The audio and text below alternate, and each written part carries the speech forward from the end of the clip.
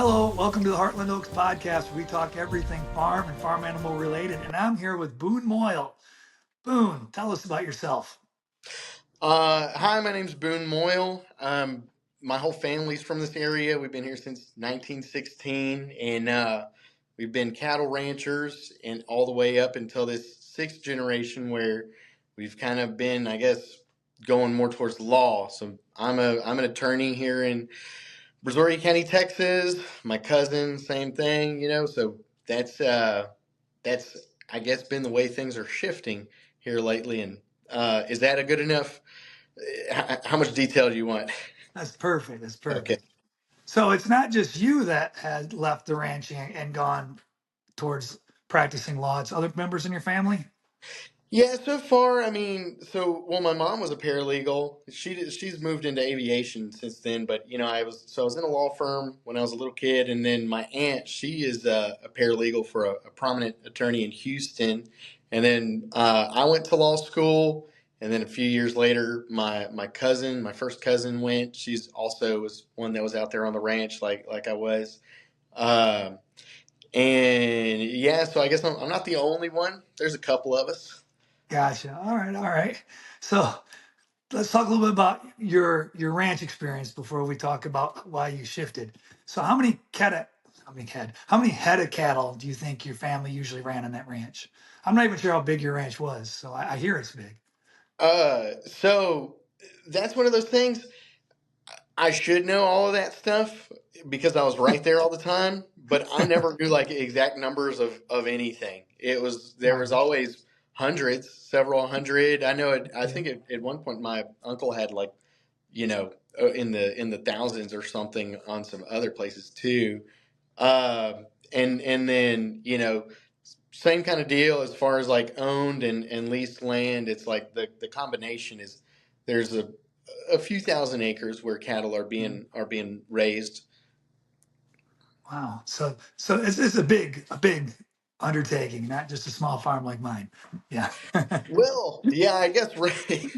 Like maybe not in comparison to the Montana guys, but for this area, yeah, because all of it was getting bought up, and there's only, my grandpa, he used to only cowboy and raise cattle and do things along those lines, and Mhm. that's kind of disappeared over the years. Not to jump the gun on that stuff, but No, yeah, it's disappearing everywhere, I think. I think the family farm is disappearing and the corporate farms are now taking over. So yeah. I don't really know what that'll mean in the long run. So what was your daily life like when you were a kid, when you were still on the farm, before you went into law? What was it like for you?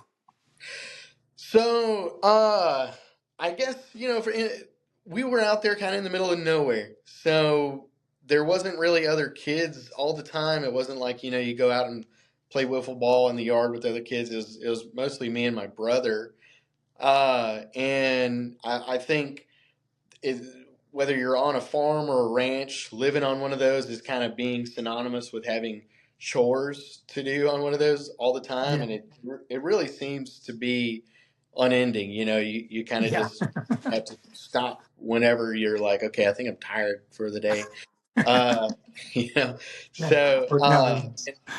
it was also compounded by the fact that uh, my grandpa had been all crazy with how he was managing things. He was a real like holdover from yesteryear, I guess. Okay. And so business things, all that kind of stuff, it eluded him. And my dad and uncle, at a pretty young age, had to take over everything and turn it all back around. So that was awesome, and it worked. But that also meant that there wasn't a bunch of extra budget to hire crews to come out there and build the fences, fix them, mow on the tractors. We did all of that stuff. So whether it was the day to day basic feeding some goats that are there at the really close to the house, kind of in their own little enclosure, or some show cattle there, all the way to during the winter, feeding the cattle out in the fields. with hay, taking them there, a bunch of round bales. And it seemed like one of the main things that we did a lot of that was uh, also like one of the things that sucked the most was the fence building and fence repair. Yeah. Because you go out and it's like this barbed wire, you're pulling on it, and everyone's like, "Watch your eyes, watch your," because it springs out, and you end up cutting yourself all up. So all the time you're walking around, you're just you put on gloves and stuff, of course, but you still end up like, man, how did I get cut up this much by this stuff? And it's like you go to school looking like you got in a fight with an alley cat pretty often. And I tell you what, we didn't even like it was it's not like I grew up before electricity or anything. So there were augers, but we didn't have an auger. So we were digging all these holes, all these post holes with post hole diggers, which I'm betting probably a lot of kids have never even seen. Now it's going to be one of those things. It's at those like, hey, this is how they did things in the past. It's going to be one of those kind of tools, and it's so heavy. I guess they had to make it heavy for it to dig, or maybe they just did it as like a really funny like practical joke for everyone that has to use the tool. But I mean, it's so heavy, so you just bam, bam, bam, constantly doing that, or taking those T posts, those metal ones that you can just Yeah. drive, and hammering them down. It doesn't help that we're in this area Because the ground where is clay. yeah, and then the hurricanes, and Oh, someone yeah. brought over, every time someone thinks they find some neat plant that's purely aesthetic, it's like that's the new invasive species. So Yeah. someone had gotten these there's the tallow trees that are horrible to deal with, and then these, I don't know if there's some other name for them. We've always called them Chinaberry trees, but Oh, yeah. basically you can go and like blow them over with your mouth, and they just can't handle any, this kind of the coastal Texas wind. So they're really easy to knock over, and they're plenty heavy enough to destroy a fence. So it was Yeah. like fence work was the name of the game. It seemed like there was always more to do. I'm constantly repairing fences here too. If my goats are breaking them, my bull just went over the fence the other day to go play with the neighbor's cows. There's Yeah, always something. yeah. That's why they So would say whenever you have like a cousin and they some of the old cowboy sayings that you can say them in a docket now, and everyone will they'll have no idea what you're talking about. The older guys will know. They would say when a guy keeps getting divorces and running around on his wife, they're like, yeah, man, so he's got too much Angus bull in him because they keep jumping the fence. yeah, yeah. And mine's a miniature bull. He still managed to get over. He's got Uh, yeah, he's got a lot in him. yeah, teenagers. Is there a chore that you really like to do though? Any? Um, so it wasn't that Oh, my sign. even the Sorry, fence work. I look back on it. Oh man, knocking him over. I'll go ahead. I keep knocking my picture over because I keep bumping my chair the into it. the eyes of Texas are upon you. Um, I didn't really hate any of it. I look back. I say that even whenever I say I'll do that. Sometimes I'll be like, man, I hate this. I don't really hate this. But even the fence was good. I think a lot of kids they probably didn't get the chance to like work on things with Yeah. their family and be part of something like that. And I think that's a thing that uh, a lot of guys would have as a goal. They're like, man, I want to have the kids, and I want to work on stuff with them, and that's fun. Uh, but probably, if I was picking what to do today, it probably wouldn't be the fence thing. I liked Yeah. doing the hay bales sometimes because the cows all run up to see you, and it's like, it's kind of like you're paying for the cow's friendship for a little bit because otherwise they don't really want to deal with you. But when you bring the hay, you're like really cool, Yeah. and then mowing on the tractor. There's something. I guess there's just a nice immediate dopamine hit that you get from mowing on the tractor because you as you're doing it, everything you're accomplishing is right there. So you're like, this is some good gratification because this was like a jungle and now it's not. And whenever I started that, this is another thing. We were always kind of in the past on how we were doing things. Now we're more modern. We have gotten, but we didn't have an enclosed tractor for a long time. It was like an old Massey Ferguson little tractor, which means you also pull a smaller shredder, so it takes longer to mow everything, and it's hot. Because summer is pretty much like 11 and a half months a year here. And I think some of the time when I got into that, um, I was, this was before the opioid crackdown. And I had blown a knee out and had a ACL replacement done on it. And they gave me enough painkillers to probably like put an elephant, having a good time, maybe not out all the way, but he would be, talking crazy. Uh, and that I didn't know how bad that was or how dangerous that could be, but one of the routines that my parents did not know about this, but I would go and do it. Don't know I now. yeah, they will now. I would take a few of those, and then I'd get on the tractor, and man, I'd have a great time because everything's fun with you now. I was like, man, uh, yeah, I was like, this is the life. That's A little probably bit the hot. reason why there's crop circles. Yeah, yeah. The lines were a little crooked, a little more crooked than they should have been, but the grass fell down one way or the other. Not something I would do now, especially this is like no cab, open. You could just if you fall, you fall.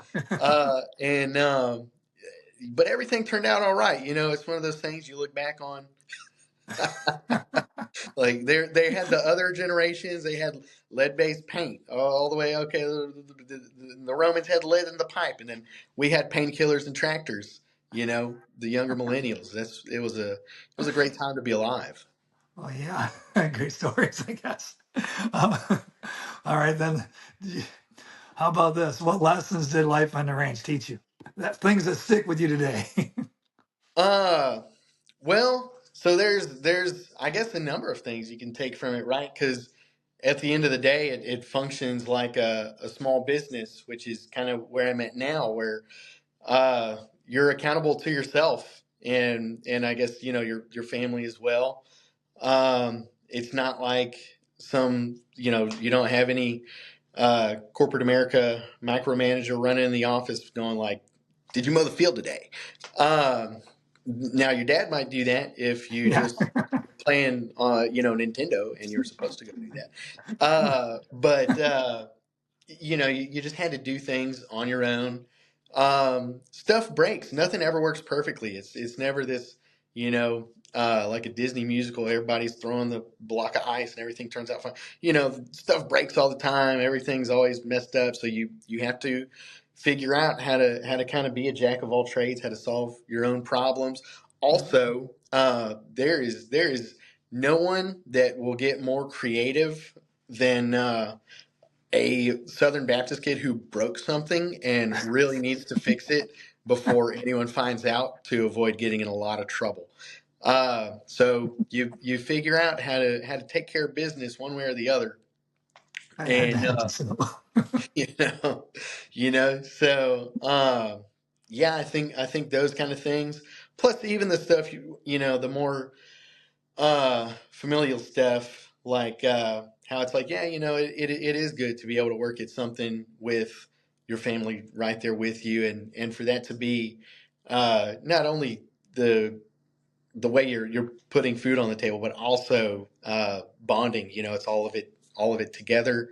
Kind of, I think it kind of in a way it feels like the way things probably should have been. And then we made Chat GPT, but Yeah. Which will it's take over the world someday. yeah. Hopefully, as long as I'm like, hey, what do they say? It can't steal my job. I've never seen AI steal a catalytic converter. Yeah. You crack me up. All right. So when you were young, did you think you're going to grow up and take over the farm, or did you always plan on leaving and finding a new career? So I think I always wanted to just go other places, see other things. Because it was we didn't leave a lot. We weren't going, we weren't on vacations a bunch. It's not like, it wasn't like we were the King Ranch family, and it's like, hey, there's the now guy and the other, exotic things. And then like, we're going to go and vacation in Europe for the summer. It was kind of like, well, we got a lot of stuff to do. So, I would think about how nice it would be to go other places. Um, I still feel like it'll maybe be in my life in one way or another, forever. I'm not sure because, but even that is a little bit intimidating because, I don't feel like I could, fully run a ranch right now. Um, and then also I was just kind of a weird kid. I had like a really weak stomach. I couldn't handle smells and stuff. And I was like, man, this doesn't seem very cowboy, of me. I would do that. I'd go and like shoot a deer and like pay my friend to skin it because I hated dealing with it. Uh, things like that. Um, I'm kind of exposing myself there. I shouldn't let everyone know that I've had other people clean my deer before, but I've done some of them myself. I just don't like to do it. But I think I wanted to just see other things, but I don't know if I ever solidified a thought in my head of I won't do it at all, or one day I'll only do this. I think I was more of a meanderer than that. I grew up in the country, not on a farm, but kind of in the country. And my whole life when I was a kid, I wanted to leave and like move to the city. I wanted to be like Don Johnson from Miami Vice, be all cool, drive a Lamborghini or whatever, Ferrari. But here I am moving back to the country. I left Yeah, Houston from here. So yeah, and I would say I had some of that. Like, okay, we'll go and make it to the big city. And I've lived in Houston after law school. I lived in Denver for a very brief period. Did not like it. And then I was in Houston. There was some things you can enjoy there, mostly restaurants. Uh, but whenever I came back here, I was like, uh, that is definitely not like this is so much better. This really is so much better. Uh, I can't imagine being like, man, I want to live in Houston all the time. I want to raise a family in Houston inside the loop. Like, goodness, absolutely would do this. 10 times out of 10. There's nothing I would change that for now. yeah, we love it out here in the country. We have to go to Houston a lot for events. We petting zoos and beer barrels. And every time I'm driving through Houston, I'm like, oh, I hate this traffic. I hate how rude people are. They won't let me over with a trailer. Yeah, It's crazy. yeah, and they don't. They don't understand. They've never pulled a trailer. Also, they're just rude anyway. But even more Yeah. so when it's like you understand. Like this is not the easiest thing to do. Uh, yeah, but I don't know. I'm glad to be out here for sure. Yeah, us too. My friends thought I was crazy selling our big fancy house and everything, and then starting over in this tiny little house out in the country. But it's much nicer life, and you meet cool people. All Yeah, right, so you've told me some stories in the past about your teenage exploits, making extra money, trapping hogs. You want to share some of those stories? They crack me yeah. up. So So I guess as far as things I knew I always wanted to do, I knew that I wanted to have my own show, whatever it was, because I just enjoyed the hustle, and I've had a bunch of different ones over the years before I got into law, and one of my favorite ones that people get a kick out of was wild hog trapping. So these people years ago brought over something called the Eurasian wild boar, and it's like or a Russian boar, and they exploded it in growth. It was like some guys brought it in to a Texas ranch to be for hunting. They got out. They're super smart, and they exploded in growth. So uh, everyone was like, "What are we going to do about the hogs?" And there started to pop up this little economy around it, and there was this outfit. I don't know the name of them. They were always kind of mysterious to me. I don't know what was going on. probably good you don't know. Yeah, yeah. Like, but what I was told is they would buy them live uh, and ship them to Germany, where they were selling them by the pound. I don't know how they must have been selling them for like gold, because just with how much they would pay to get a live one, and everything else they had to be paying along the way. I was like, how is anyone making money on this at the end of this chain, you know? Yeah. But so they set up these different stations. Well, my grandpa was one of the guys that ran one of the stations, and he's just nuts. Um, and he also trapped some in some different places, and that was the thing he'd do. One thing about it, they had to be trapped live in a regular, just some sort of live trap. They cannot be caught with dogs or something that stresses them out where they end up dying. The dogs will tear up, they'll cause these wounds around their ears and face that get infected and they die. So they were like, hey, nothing caught by dogs. It has to be in these traps. So when you get them, they need to be healthy, which means they can still like fight pretty hard. And I just knew if I could get the hog from the trap to the station, I could make money. So I went out there. I had trapped some with some corn. I had made it have some smell. I either like soured it or something. And I brought a calf rope. And I was like, okay, I have a truck with a truck bed. And I got a hog in the trap. I got a calf rope. We're going to see what we can do. And I put the loop through the top, one of the top like openings in the hog panel, and kind of scared it to run through the loop and get it around its neck. And then I opened up the end and let it run out, and I let it get a little ways out, and I grabbed the rope and just kind of fought with it.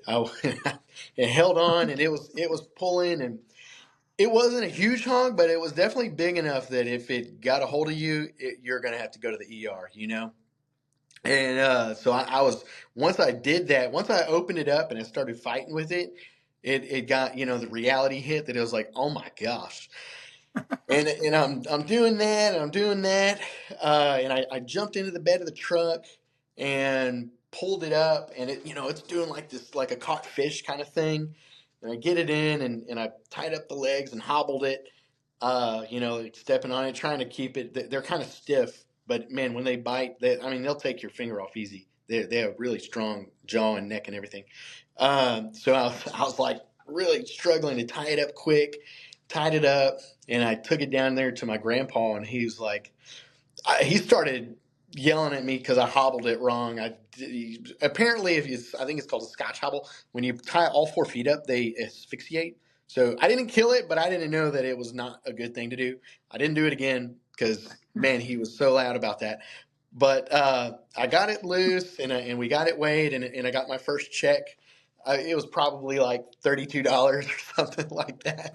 But I didn't have, I was like, I live too far out. I have a truck with it was the 5.9 liter motor, and gas was super high. So I was like, all right, cool. I can get around town and do some things that I want to do. And I did that, and I had I maybe had a couple more run-ins like that where I was like, man, I don't think this is the way to transport my trapped hogs. Then I used a horse trailer for a little bit, but sometimes they could get underneath the boards and they then cut loose, and then you just lost it, and it's like that was the worst feeling. You're like, oh, I would have rather got bit by it but kept it than have it watch it run away. And then I got this little. I ended up there's a dude down the road who he was just really handy. His name was Junior, and I brought a lawnmower trailer to him and some hog panel and angle iron, and had him make me a little custom hog loading trailer, and with a divider in the middle and a sliding door and everything, and you could pull it behind a 4-wheeler, which is much better than having to drive a truck and bouncing around, So that was when I was really in business, and I'd lined up. I had all the different traps running, and I'd go and catch stuff every week. Sometimes I would bring my brother and his friend out there with me, and I would pay them with like cheeseburgers or something. Uh, but like I had like a little cane that I'd use to pull on stuff, and kind of like tell them what to do with the cane. I felt really cool when I could do that. And I was like, man, I have a whole crew out here. It's like, you boys ever made $30 before? We're in the big time now. All right.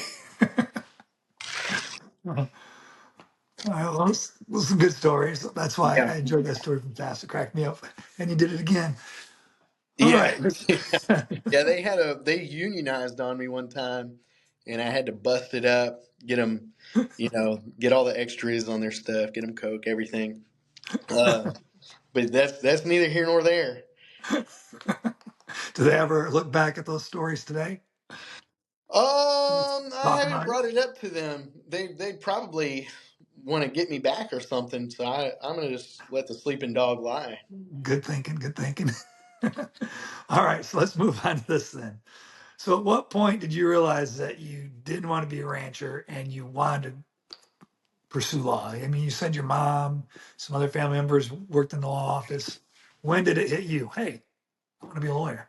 You, you know, um, I think people throughout my life growing up, there were just people that would say like, "Man, you should consider law school."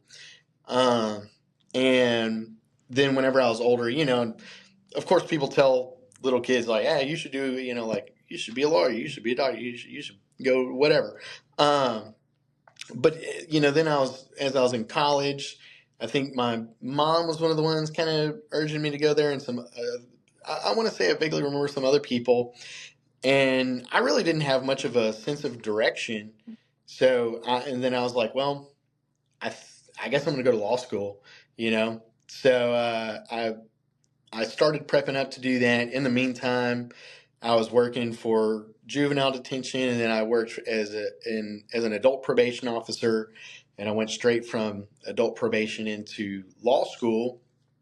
And even during that time, I kept winding, just having this winding road, meandering down. Uh, I was I had a nice like in-house internship with a major oil and gas company during law school, and I thought I was going to do that. And then I was a spring graduate in December of 2019. I took the bar exam in February 2020, and then COVID and an oil and gas crash hit, and that Uh, job was just gone. And they were like, nobody's getting hired.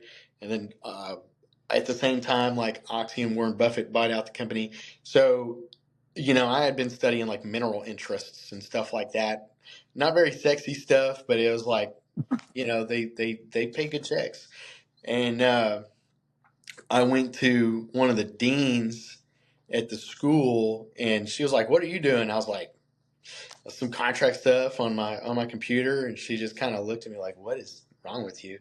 Because I was kind of like, wandering around, and she sent me to a PI firm, which is I won't say who they are, but it was it's now one of the biggest PI firms in Texas, and so that's I guess kind of how things transpire. How it all shaped up to get more towards where I am now. Um, and throughout the time, I've still been, I still spend a lot of time, with ranch things, and I still enjoy it. Um, I just and I want to say, that I want to keep it. I would like to keep it going in some regard. I have to do my main career that I do, but I would just hate to completely not see that happening anymore. You know? so do you go back and help on the ranch sometimes? Oh yeah, I like being out there. I mean, tractor things, whatever, hay stuff, all that kind of stuff. Less than I used to. Definitely much less than I used to. I've gotten pretty busy these days, but uh, I'm still frequently involved in that stuff, and sometimes it's nice. My phone is constantly going crazy, so it's nice to put it down and do something physical and just kind of deal with the nature of the animals, stuff like that, and shut it all out for a minute, sweat a little bit, get a few more barbed wire cuts, and and recharge a little bit, an active Gotcha. recharge. So, do any of those ranch values, such as grit, responsibility, maybe, that whole cowboy handshake attitude, Does any of that help you or influence how you practice law? Yes. Yes, sir. Yeah, I mean, as far as the handshake and the keeping your word on things, I think, that, I feel like that's something that has gone down because, I was around these guys that they had, years long business arrangements where nothing was ever written. They just did it. Right. So yeah, I'd like to say that, if I'm telling someone I'm going to do X, Y, Z, whether it's to a client or to anyone else, like, that it's not a bluff in negotiation that I won't follow through on. I'm saying it because I mean it. Or if it's a client and I'm saying I'm going to do something for them, then I intend to do that, and especially because most of my, I mean, nearly all of my business is word of mouth. So uh, it still is kind of that's kind of the old fashioned way, and word travels fast if you're do good or bad. Yeah, So you may as well do good, it's Uh, true. uh, so yeah, I mean, I would say all that kind of stuff. I don't. No one has to. No one has to come and check on me to make sure I'm doing things. I love what I do, and even now, if I'm going to do some kind of ranch thing, I've just learned to love uh, a lot of the grinds more than I probably did when I was a kid, which I guess is normal maybe. But yeah, I mean, all of those things, the accountability, um, your word, all that kind of stuff that you know all the things um, that used to be standard. Okay. Uh, well, I'm assuming since you live in this area, you probably work with a lot of clients that share the same values. They probably grew up farming or in a small town community, right? So, Yeah, yeah. yeah. It's been interesting because on the personal injury cases, some of these folks are great clients, because they come to me when they're hurt. All they know about personal injury is like they've seen a billboard about it before, Right. and thankfully they come to me, and I can guide them through it. Um, and sometimes the problem with them is they're being too tough for their own good. I'm like, hey man, uh, we you got to go to the doctor if you're going to get better. Um, but I'm trying to think. Yeah, I mean, I see these folks.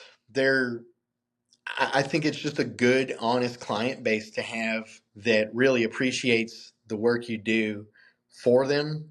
Whereas like some of the Houston folks, there's definitely a different vibe there in a different, Mhm. just everyone's kind of more on guard about everything. Uh, where yeah, here you just get the good small town people that have a problem. They want you to help them fix it, and they're super grateful whenever you do that, and it makes it so much better. Because law can be really thankless sometimes, and then really just being able to have these types of clients um, makes it so much better. It's so much nicer when they're like, "Oh my gosh, thank you." Uh, you feel good about it. You get to go home a lot happier.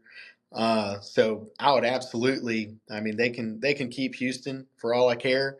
I love prowling around my smaller counties and representing the rice farmer type people. Nice. Much nicer people. Yes. um, all right. So, I know you don't have kids yet, not married yet. On the prowl, searching, right? Yeah. Yeah. I don't know. We'll see. We'll see. Uh, Uh, yeah. If I have any, I don't know about them. okay. Well, if you, I, when you have kids, if you have kids, are you going to try to involve them in the family ranch more and more, or Absolutely. less and less? Yeah, they need to go out there and see what it's like, and then of course I'm going to do, I'm going to exaggerate how much I did because then I get a chance to do that, and Yeah. I'd be like, you see, all I built all that, just whatever I can get away with, but yeah, they need to do that. The last thing I'd want is to raise some soft spoiled attorneys' kids, that I'm not saying anything bad. I know there's attorneys who do a great job raising their kids, but I just don't. I just wouldn't. I would want mine to have that same down to earth outlook on the world and ability to form real relationships with genuine people that I think you get from living that kind of way, um, the dirty hands, clean money type of way, and yeah, I'd like to see that. I would like to see that. So they'll have to they'll have to get on a tractor. I have to break the air conditioning on a tractor or something so they can understand how hot So it they is. can experience it. Yeah, yeah. Because now it's all cab. Everything's got a cab and everything. My dad has a nice big tractor with the whole cab. It's Bluetooth, all this stuff. I was like, man, this is. I might live in this for a while. Well, I have a small open air tractor. You can come borrow that and they can drive that Okay. one. Yeah. Yeah. Yeah. Let it grow up really big. Yeah. It's small, so it can only pull little tiny Yeah. devices behind it too. So And then when they run into a tree that's a little too big, thinking they could have shredded it and it breaks something, you have to like yell as loud as possible. That's got to be the thing. all right. How about your funniest ranch story? Oh my gosh. Oh, that's hard to think of, but I can think of some kind of wild times. We have these shoots where uh, my grandpa used to have these like backwoods rodeos, which like insane kind of liability thing is. I don't know what. Clearly, he didn't have that kind of stuff in mind when he was doing this. He had little bleachers and everything, and the fence was made. It's still there. We still use this, but for working cattle, not for backwood rodeos. The fence is made out of those like highway rail guards, just The stacked up. metal ones? Yeah. Okay. Yeah, it's just a solid steel wall. I mean, it doesn't move. If you run into it, it hurts. It's really hard. And so they had shut down the ranch rodeos because I think Life Flight had to come out a certain amount of times, and they were like, "Hey, we got to stop this." And that was either before my time or when I was like very very young. Um, but I knew that was the thing, and that was something my dad and uncle they would never be like, "Yeah, let's do all that." But whenever I was a teenager, they did get a hold of some steers and one longhorn, and they were a good size to fit into the bucking chutes. We'd have like there'd be like a hodgepodge of drunk rednecks that are sitting in these bleachers, and we'd run these kind of steers and this longhorn into the chute, and we would buck them, and I mean, I swear it would have been easier to just ride one at the actual rodeo because when you get to the fence, it's a steel wall, and then the ground was not that nice powdery sand. It was just packed like hard as concrete, you know, dirt that's been packed by a bunch of cows around it. It's super hard, and like you can knock on it on the ground with your hand, and so every time the whatever animal would start running towards the fence, I would just bail out and be like, "Hey, we're not lasting 8 seconds this time," because that steel really has me kind of spooked. And I know I went to dive off it one time, and they had pulled the rope super tight on my hand, which that's how it's supposed to be, but I didn't anticipate like just how good of a purchase it had on me, and I went down face first like that, like completely sideways. And I remember everything in my vision did a complete like cartoon 360. It all went, and I had done like a scorpion shape where my legs folded over, and I'm like, I'm not very flexible. I don't know, so I'm surprised nothing got hurt from that. But it spun everything, and I see my legs, and I was like, oh, this thing's gonna try and kill me now. And I remember popping up and running over there, and jumping up onto the rail fence thing. Those were pretty funny. And then the safety measure that we took on the Longhorn, because once you got bucked or whatever, you then had to be the rodeo clown for the next guy. So I'm like nursing a concussion, and then they run a Longhorn through the chute. Well, those safety equipment, they didn't cut the horns. It's like a full on Longhorn. They just put some leather gloves on the end of them and duct tape, because I was like, great, good, we're good to go. And I remember chasing it, trying to get this little flank rope off of it after it had thrown somebody, and it turned around and it went whew, like that. And that antler, I mean, that horn came at me like a punch. And I stopped and skidded my feet and went like that. And it got so close to my eye that it went blurry. You know, it was like right there. And then it pulled back, and I was like, man, I don't think I'm going to do this anymore after that. I was like, man, I Probably got wise. spun around, and the safety Longhorn almost got me, and that didn't last too long. That was a short lived deal. But man, even I could probably tell a bunch of these just about stuff my grandpa did over the years, even things that I wasn't there for. He was a lot of things. One thing, he was a really great cowboy, and I mean, he could just rope and ride so well. And I've never been able to do any, that kind of stuff like he could, because he was doing it nonstop when he was younger.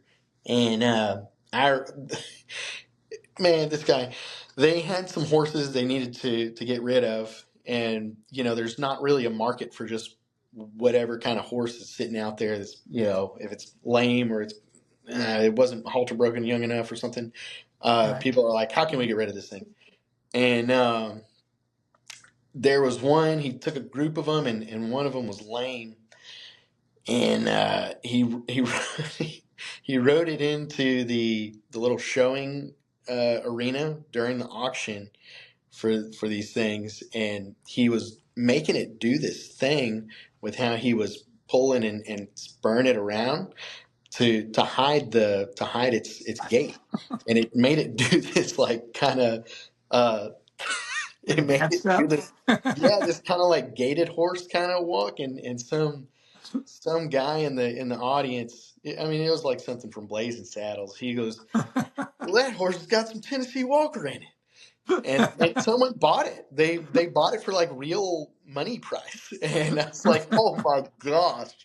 So I feel bad for whoever that was. I hope I don't get there. I don't want any karma. That wasn't me. I wasn't involved in that. That was purely the grandpa on Grandpa. that one.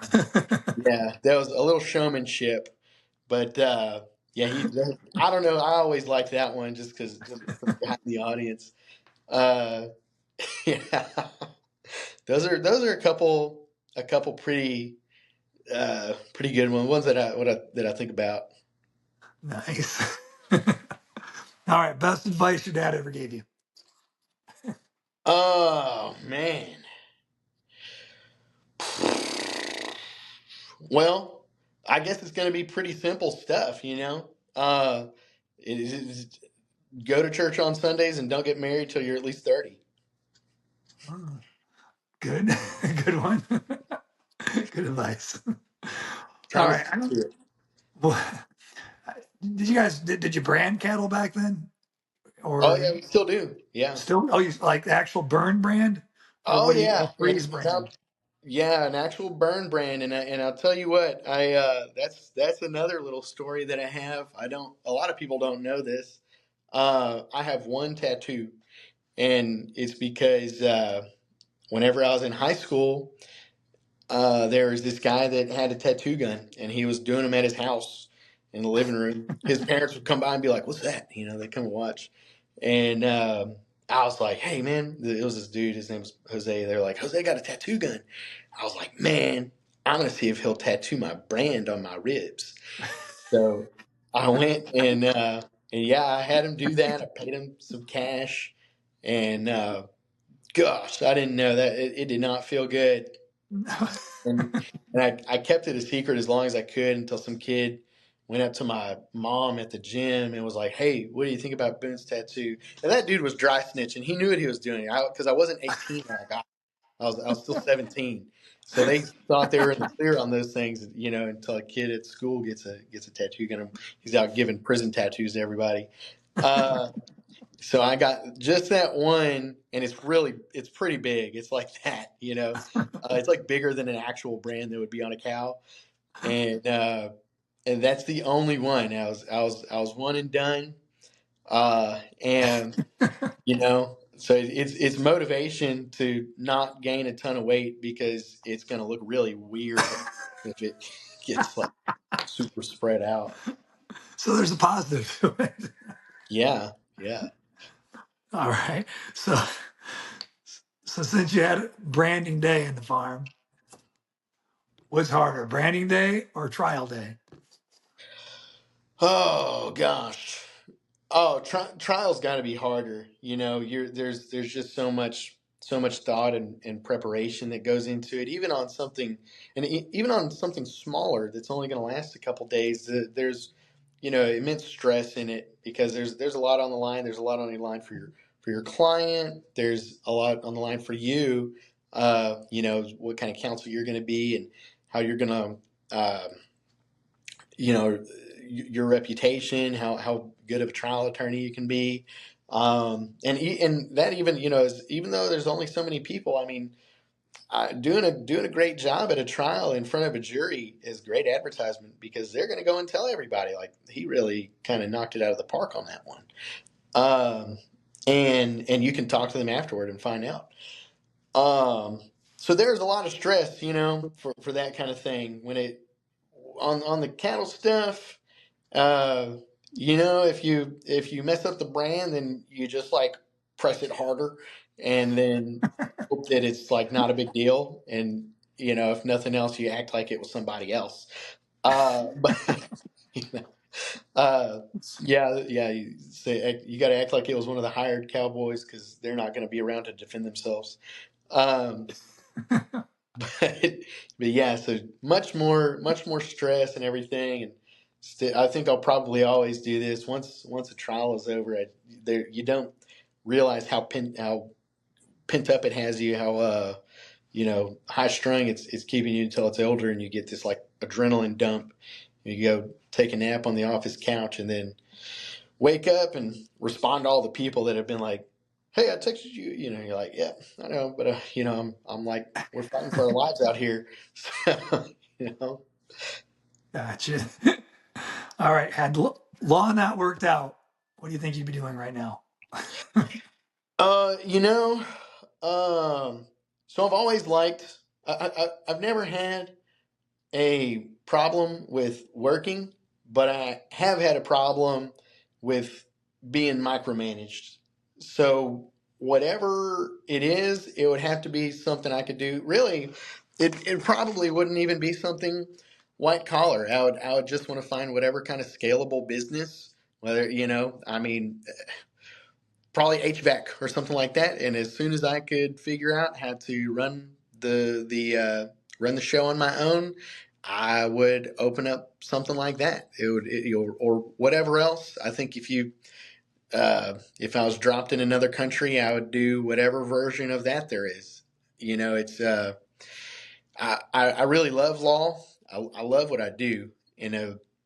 Especially now after times where I was like, man, I don't know about this.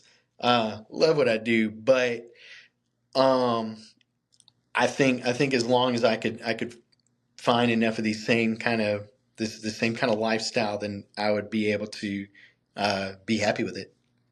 How about stand up comedy? Have you thought of that? I can see you being good. Open Uh, mic night, you could be there. You could be rocking it. well, I've maybe done a couple open mics in years in the past, but and maybe some karaoke. I don't remember too, but yeah, but we'll see. Maybe when We'll I have more see. time, I'll Okay, explore. okay.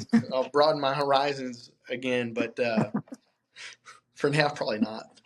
All right. What do you think people misunderstand about ranch kids the most? Misunderstand. I don't. Man, that's a hard thing to answer. My people from the city always, my friends are always like, those country kids are slower, aren't they? I'm like, Oh, no, they can fix my truck. They can come over and fix any problem I have that I can't solve. I can call my neighbor. He'll send his teenage boy to come fix it for me. uh, yeah. I mean, yeah. I guess people aren't gonna. I guess you're just gonna kind of be seen as an underdog in whatever kind of profession you enter. Whenever you're from out there, they're gonna assume that there was not enough competition or enough of a sharpening stone to generate any talent. So I think they probably don't expect as much out of you. You really have to get out there and show people what you can do. So I would say there's always been maybe a little bit of a chip on the shoulder about those kind of things. In just doing a white collar kind of job. But it makes it feel really good whenever things are going great. Don't expect you to be as capable, and you gotta remind them. But you're so fun to talk to that I imagine that really helps in your job. I mean, Well, thank you. I hope so. Hopefully, makes it easy. The easier you are to approach, the easier it is to have that. To open up the dialogue with somebody, and everybody. One of the main things people want with their attorney is good communication and to be able to trust you. So, yeah, I mean, you got to be able to talk to people. Unless you want to be like a cave troll title attorney, just back there, kind of like we don't really know what he does, but he's working with spells or something back there. Uh, mine's a lot. It's very social kind of stuff okay, with what? personal injury and criminal defense. Gotcha. So, what do people misunderstand about lawyers? I asked you about ranch kids. Now, how about as lawyers? I mean, obviously, there's all kinds of cliches about lawyers. So, Yeah, yeah. Um, Man, so I think a lot of lawyers get I don't want to say any bad words, but they're seen as being not nice, or a combination of not nice and impatient, whatever kind of word you want to put that is. But yeah, I think our thing is that we're bouncing back and forth between so many different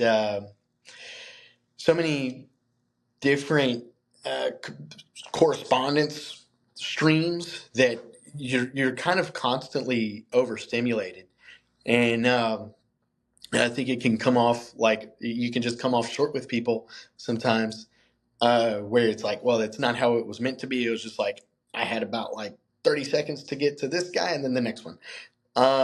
So yeah, just that, and then for the ones that really want you to to kind of uh, how should I say it? Basically, like if you have someone in jail and they want you going down to the jail, talking to them every day, I would hope they understand. It's like if I was doing that, it'd be pretty hard for me to do my job because like the best thing for you isn't for me to come and hold your hand right now.